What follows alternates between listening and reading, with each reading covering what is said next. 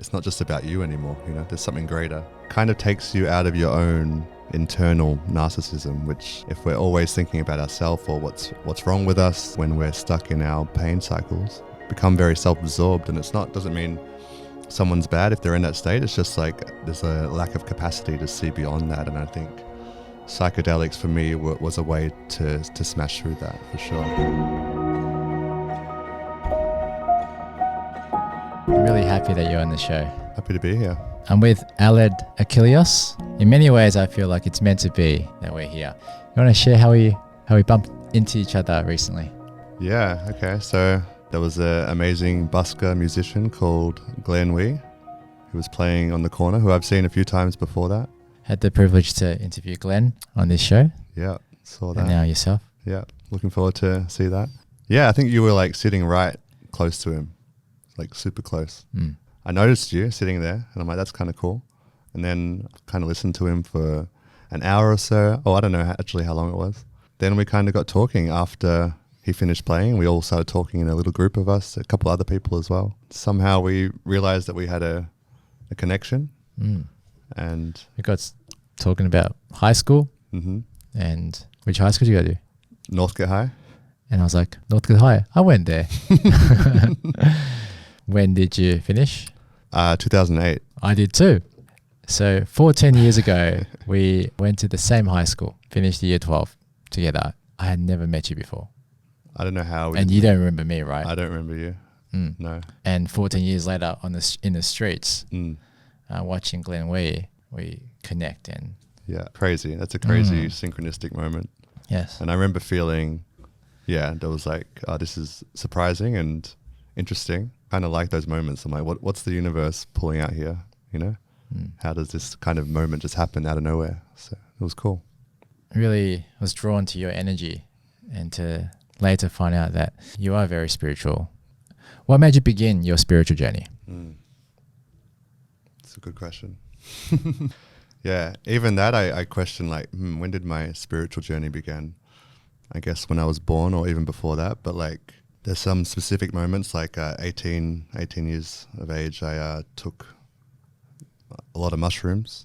That was one big catalyst to a spiritual awakening, but also after that I couldn't integrate the lessons and I kind of went back into conditioning until I then went to Peru and did Ayahuasca. And I would say that was the real like start of my spiritual journey. What led me towards even wanting to do these things, I guess, were a lot of trauma in childhood, you know, living in a house environment that didn't feel safe emotionally. Materially, I was very taken care of. Parents, you know, I was a single child. My parents ended up divorcing when I was like, I don't know, 5 or 6.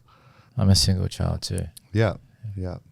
And so there was always food provided. I always got things. Never issue with the material, but emotionally it was a lot going on, you know. Were you closer to your mum or your dad? I think when I was a kid, my dad passed when I was 12 years old. So I'm sorry. But before that, definitely was closer with my dad. But after they divorced, I actually spent more time with my mum. Their relationship was toxic and terrible, and you know, I love them both. But yeah, living in a house with them was a lot of fighting, a lot of yelling, arguing. Living in that situation was intense. But then my dad passing at 12 years old, that was also like the next step of like, fuck, what is reality, you know, like really turned my world upside down. And I think from there, not that I started questioning things right then, but I think that led to the journey of like trying to see beyond what's on the surface. Because like, I think when something really major happens, you start to ask deeper questions, because it's like, well, what's the point now when someone you love the most has been taken away? It's like, start to really ask the universe for questions. So I lost my father just before I was 16. For some time, I questioned, what's the point of life? Why? It was so painful to lose him, and it felt really unfair. Life's unfair to lose him. Did you feel like that? Yeah. I felt, I think angry. And it was unfair. Why me? These kind of questions, or why did this happen? Especially because my dad passed in his sleep, so there was no like answer to why, you know. It was like, this is very random, and there was no logical reason really to understand what happened, which then, created more questions, you know. And that's been a whole process and journey to go down that road. So Where did you grow up? Northcote, actually. Yeah. So Westgarth, beautiful area to grow up. Lots of magical moments growing up. Also then the mix of like, having this quite intense, volatile home situation. Sure. Definitely, you know, mentally and emotionally volatile anyway. And ethnicity? My dad, his parents were both born in Cyprus, which is a Greek island, or now half Turkish. And my mum is Australian, so like Irish ancestry, Danish, German, mix of all those kind of things. A little bit of Viking in there, I think. I'm born in Australia. Both my parents were born in Australia. But definitely have some of that, that Greek blood for sure. What do you do nowadays? I do teach meditation, do sound healings. Also love doing spoken word poetry. Probably also want to move more into coaching. Yeah, just taking each day as it comes. And I need to feel inspired to do things. I don't want to just do something for the sake of it. So if I feel inspired to put on a certain event, I'll do that. Yeah, seeing what's coming at the moment. Right now it's more poetry and busking. I'm connecting a lot to buskers on the street at the moment. I've created an event around that with a friend, and a little group of us have gotten together and done a couple of them now where we just busk on the street or busk outside one of these bars called Resistance Bar. It's like an open mic, open jam, music, poetry, and that's been really cool exploring that at the moment. So I like, the artistic side and the spiritual healing type of events. They're like my two worlds at the moment. So fantastic. Yeah. Do you remember the time when you first tried mushrooms at 18? Yeah, that's what was the thought process there? It was just, let's have fun, do it, or? No, so it's weird with psychedelics, or with especially plants and mushrooms. I just had this intuition, this knowing. Like I read about it. I definitely read about it. Read what they could do, and was really grew up listening to the Beatles and 60s music, which was very influenced by these kind of things. There was just a knowing that this was a way to expand my mind. I just knew it, even before I had done anything. I don't know how. That was just something that felt very real and true inside of me. And I think I always had a very strong intuition about certain things that there's just a knowing there. So there's a few times I took mushrooms, but very small amounts. So nothing really, I didn't get the full experience, I would say. Like I got little visuals or whatever, little feelings, but I'm like, nah, there's more. I want to break through whatever my mind conditioning is. I need to break through that. And my mind conditioning at that point wasn't great, wasn't sleeping well, very, very anxious, depressed, stressed out, was using a lot of alcohol, a lot of drugs, just wasn't in a very steady place emotionally. I think I was very disconnected from my emotions. And when I did take those mushrooms, I took 20 mushrooms to be exact, and I had the intention to break through my conditioning. And I think I got more than what I bargained for, but it gave me exactly what I needed, for sure. Yeah. I'm a virgin when it comes to all of this. Yeah. I've never tried anything. Mm-hmm. The closest I've come to would have been a year ago. I tried a tiny tab of LSD. Afterwards smoked, purple haze or something. Okay. That's weed?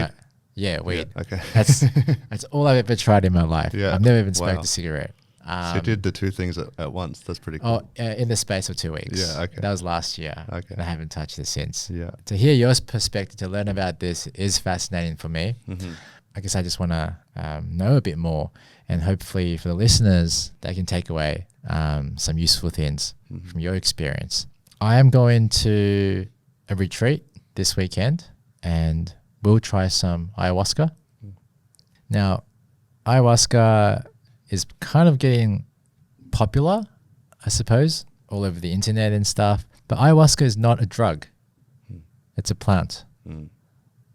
What do you have to say about that? Just leave it open to you. Yeah. No, I love that. To take it anywhere you want to go with it. Totally, yeah. No, I think that's a very important distinction to make. I think before you try it, you don't really know the difference, You just say anything that alters your mind is a drug. But I did it in Peru, so I went to the jungle to try this medicine. And they call it medicine, That's the origin.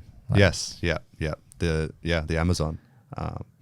And two completely different, like a vine and a plant, completely unrelated, but mixed together they create this very deep, powerful experience. So even when you say a vine and a plant mixed together, what do you mean? Okay, yeah. So the ayahuasca vine is it's a vine, but then mixed with certain plants that have DMT in them, those two together create this experience. The ayahuasca vine by itself doesn't have DMT in it. So by itself, doesn't do anything. I think it's still powerful, but it's not psychoactive. But mixed with the DMT, it's becomes psychoactive. Right. Or the vine helps the plants become psychoactive. Yeah. Okay. So those two things together. So the story, even like how did that happen? You know, who first figured that out? They say over there that the plants told people. Like the plants spoke to the natives there. Like certain shamans, tribe people, that the plants spoke to them and said, do this. So even that, to hear that from a Western conditioning standpoint, it's like, that's crazy. Yeah. But going over there, that kind of started to open my mind to certain things beyond what I thought were possible before. Can I go back to mushrooms? Mm-hmm. So mushrooms, is that also a mind-altering plant? Yeah, I mean, so like ayahuasca, but has different effects on your mind? Yeah, it's very, very different than ayahuasca, but... So it's not a drug? Mushrooms? I don't consider it a drug, unless you consider anything that alters your mind a drug, which could even be food, but... Okay, then I don't know what the medical distinction of this would be in terms of drugs, but let's just say it's natural. Yes, yeah. So mushrooms, ayahuasca, just natural things you can find. Completely natural, from nature, from earth. And so different from that little tab of LSD I had. That's not natural. It's not naturally made, but the components in it, I'm not like scientific or anything, but I've heard they are actually natural. Like I've heard LSD and mushrooms both don't actually add anything to the brain. So they're just kind of like, I don't know, releasing inhibitors to our vision and how we perceive things. I don't know if that's completely accurate, but yeah, it's compared to mushrooms, like they grow from the earth, they grow from on cow poo, they appear all over the world. So it's not much more natural you can get. That doesn't mean that anything natural is good, because there are other kinds of mushrooms that are poisonous, obviously. But yeah, it's pretty amazing that it grows all over the world and has this kind of amazing effect, or very profound effect on certain people. Terrance McKenner, who was he was the expert in psychedelics and research and talking about it. He had certain theories around mushrooms and their involvement in humanity and our consciousness, which not, you can't really ever prove it, but very interesting theories. He thinks like our evolvement as a species might have came down to mushrooms. Wow. Like, because I think the human brain or the monkey brain doubled in size over a certain period. Like it went completely different. It just completely expanded. And his theory is that was from maybe them eating psychedelic mushrooms, and then maybe that's how we then came into language and stuff. It's pretty far out there, but who knows really. So I can go with that. Yeah, you can go with it. Exactly. Yeah. Yeah. I don't like stick to any one belief about many things, but I like to explore different ideas and see if it resonates. What are psychedelics? Good question. Yeah, to me, I think I feel that psychedelics is something that bring you into a deeper aspects of yourself, can bring up certain things inside of you. So if you have something buried that maybe your conscious mind has repressed, psychedelics can access these things, which can be scary depending on how you deal with it. Also, psychedelics can, open us up to other realms of reality, or maybe what actual reality is without our mind kind of censoring certain information, because it would be too overstimulating otherwise. It's a hard one to define. For me, it's just been, it's allowed me to get in touch with deeper parts of myself and to spirituality. But what are some things that come under psychedelics, if you could list? Come under them? Yeah. As in like the different plants and stuff? Okay, like Just a few. I think weed is even technically a psychedelic. It's psychoactive. Mushrooms, LSD, ayahuasca. There's other plants. There's San Pedro, which is cactus. There's mescaline, another cactus. I think even like MDMA can be technically, I'm not sure if that's, I think that can even be psychedelic. Our friend Glenn Wee reckons tomatoes have some kind of effect on our minds. Wow. Well, like food does change your state. So if you're saying something that changes your state is a drug or psychedelic, then even food, like, yeah, when I eat, my state completely changes from a fasted state to then eating, and I feel more like embodied, but a bit slower or whatever. So Right. if we're talking about state change, then yeah, anything can be a drug. You used before mind altering. Yeah. Could you talk a bit more about that? In relation to psychedelics, or Being able to think with more clarity and go deeper, deal with past trauma, certain struggles in your life where, I personally often find in my mind I'm stuck. I may need to go for a run, go to the gym, and my mind feels different afterwards. The state's different. Depending on how I'm feeling, the way I approach something can be very different. Yeah. I don't know if I'm going off track, but I want to tie it back to how you mentioned mind altering. A lot of people who do this, who try different things for the mind. Yeah, I want to understand why. What benefits are there with mind altering? Yeah, good question. There's many like benefits that have been studied with psilocybin and stuff for the mind and creating neural pathways and stuff. But for me, I'll just like speak to my personal experience. And mushrooms, I think, definitely alleviated a lot of anxiety and depression and connected me to something greater. That was one very strong feeling about that big mushroom experience I had, that there was something outside of myself that felt very big and very real. And then that feeling alone kind of alleviates a lot of personal suffering, I find, because it's not just about you anymore, there's something greater. And yeah, it kind of takes you out of your own internal narcissism, which, if we're always thinking about ourselves or what's wrong with us, it can kind of create this kind of, this narcissism, which it's suffering, it's attachment to suffering, and the mind can't escape that loop. And I think when we're stuck in our pain cycles, we get stuck in that and become very self-absorbed. And doesn't mean someone's bad if they're in that state. It's just like there's a lack of capacity to see beyond that. And I think psychedelics for me was a way to smash through that, for sure. And mushrooms initially, but I think I was too young to really integrate the lessons and really do the work after that, because the experience itself doesn't change you. Like, you have to do the work, which is everyday life. But I think when I did Aya, again, it took a long process, but that really gave me deeper insights into myself and how to actually change my life. What took you to Peru? Yeah, good question. Well, interestingly, so because I had this experience with mushrooms, I knew the power of plants, but I knew about Aya before I did it for a while. But I was always like, you know what, that's the last resort, because that seems so scary.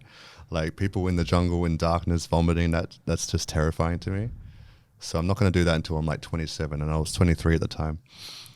But I actually I was living in Berlin in 2013, sorry.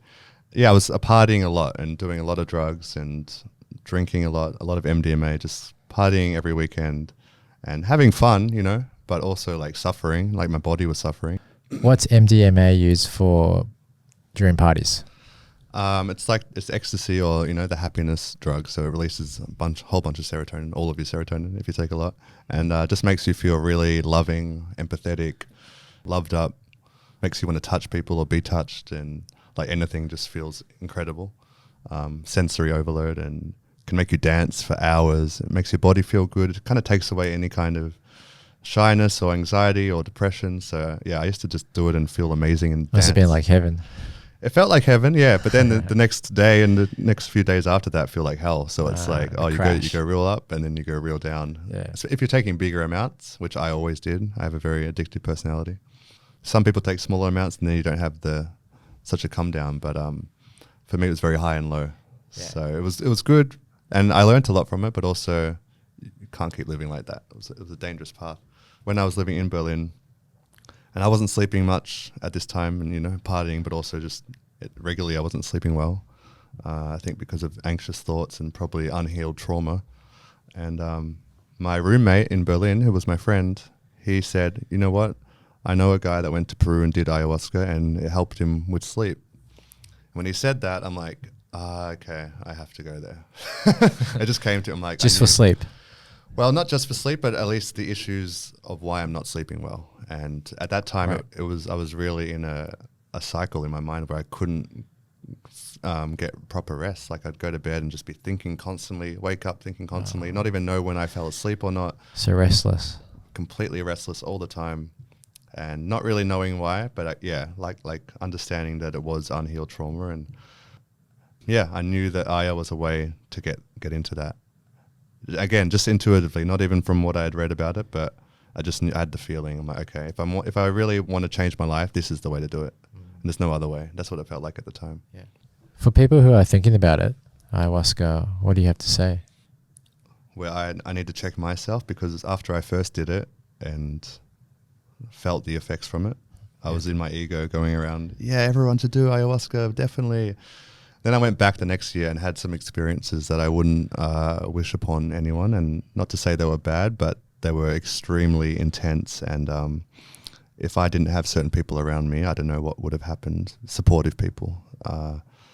So with that warning, I'd say it's a very individual decision. I wouldn't recommend it for everyone.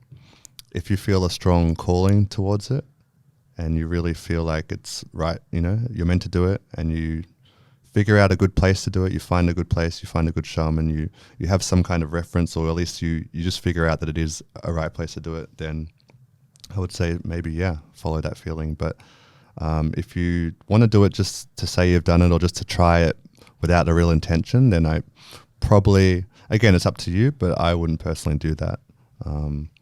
I think, there has to be a real strong calling and reason why you're doing it. And also, you really need to be careful where you do it and who you do it with, because I've heard some horror stories about, shamans that aren't proper healers and actually are doing the opposite, abusing people that are under the influence of it. So got to do your research and, figure out where to do it if you want to do it. The place that I'm going to, as part of their mental preparation guidelines, the first thing they say is intention. It helps to have an intention, like a rudder to your ship to guide your experience. I would say, that's very, very important. I did have an intention going in, so I'm not sure who told me that, but that seems very important. Were you going to share your intention at the time, or? My intention was definitely to deal with, or to look at and feel the grief of losing my father and finding him, and the unprocessed emotions around that experience. That was definitely a strong intention that I had going in. You were talking about how you're processing some things, and that when you went back the second time, it was a lot harder. Yeah. You were grateful that you had people around you. Otherwise, it could have been bad.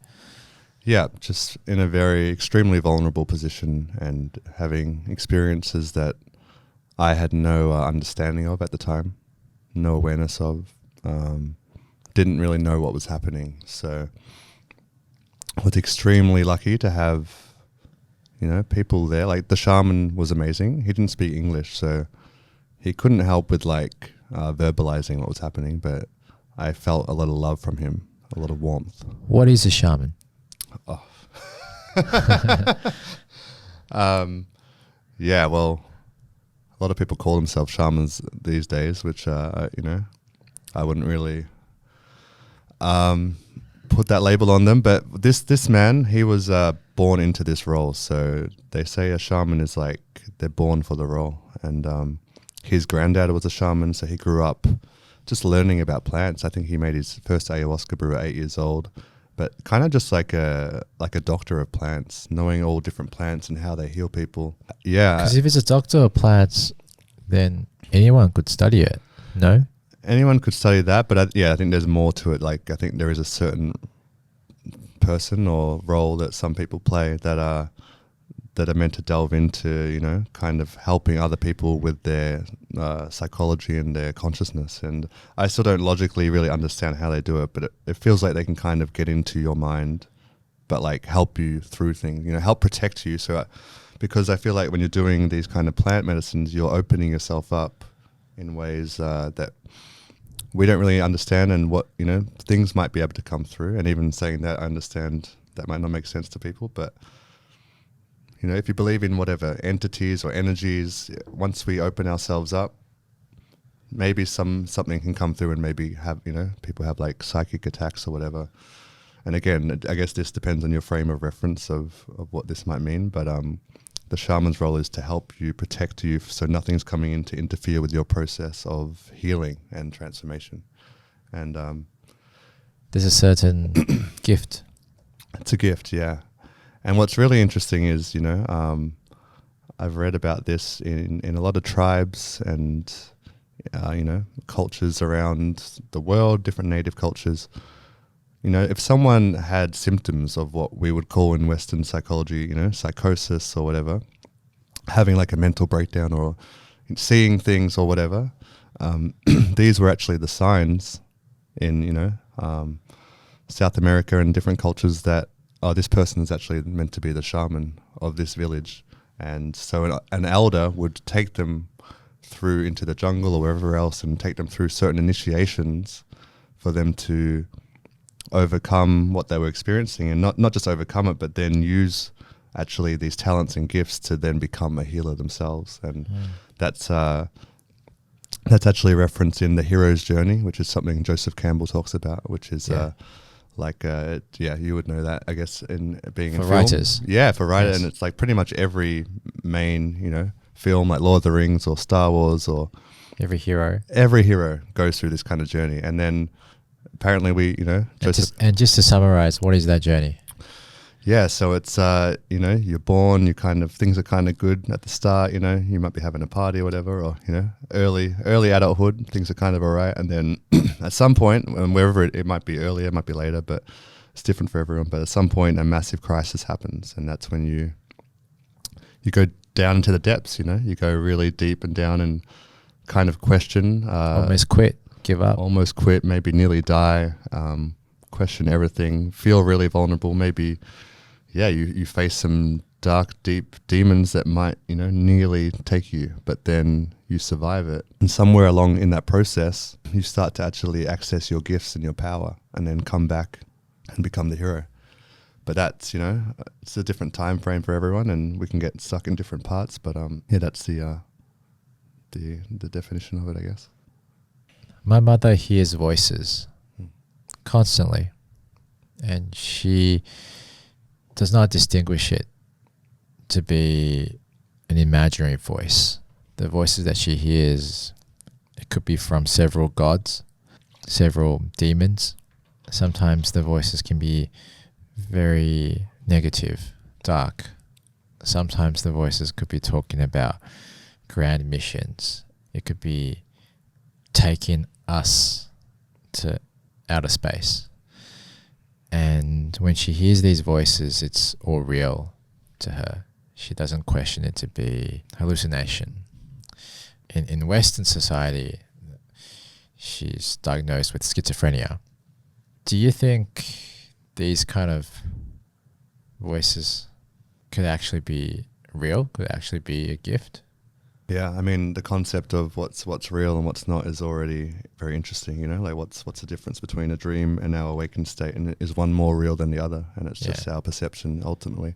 When it comes to like accessing anything that's outside of this worldly realm, I think it can just be very sensitive people that maybe are accessing different, who knows, dimensions, realities, entities, whether it's angels or demons or whatever it is. And you know, this stuff all seems very far-fetched, but I don't know, now through the experiences I've had, I'm open to these things. I don't fully understand it logically. I don't know if the logical mind can ever understand this, but yeah, for sure, I think people can access certain things. And, you know, Joseph Campbell, who I mentioned before, he kind of talks about reason why people take LSD is to kind of enter into this schizophrenic state, but it's willingly, to kind of access insights that maybe we wouldn't normally have.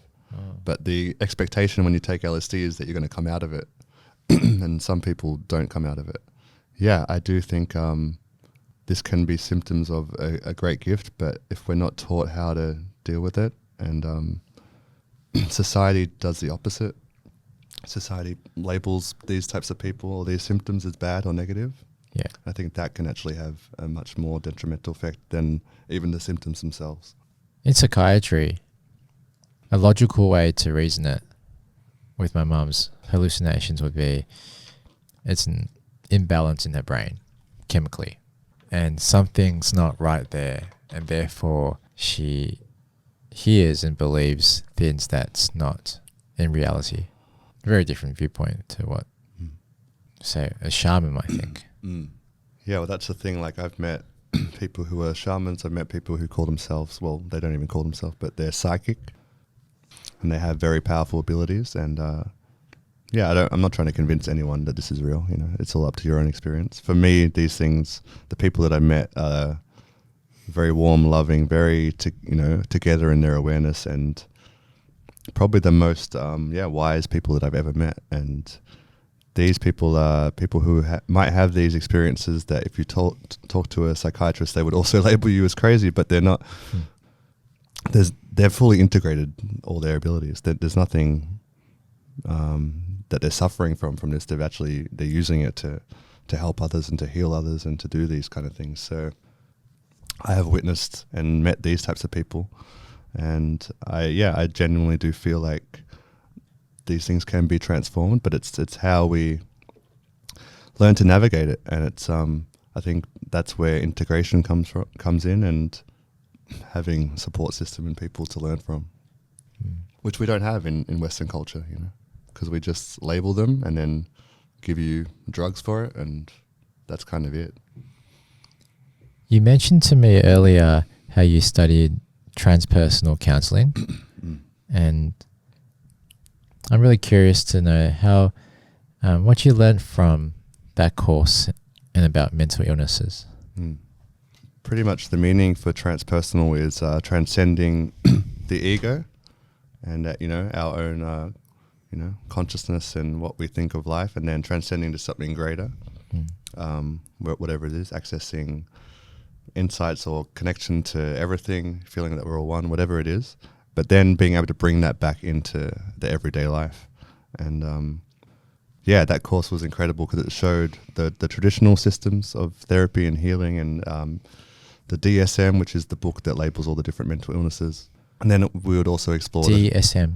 Yeah, that's like the diagnostic book for all different mental illnesses, and it gets updated, I think, each year. And so that was interesting because we would go through the mental illnesses, and each, they're essentially a label, and then there's a box with maybe 5 different symptoms, and they say if you have these 5 symptoms, then you can be this label. But it was designed to be able to diagnose people very quickly. Sure. As in, like, you come into a psychiatrist's office, these symptoms, boom, take this medicine. So this is used by, the DSM is used by psychiatrists. Yeah. Okay.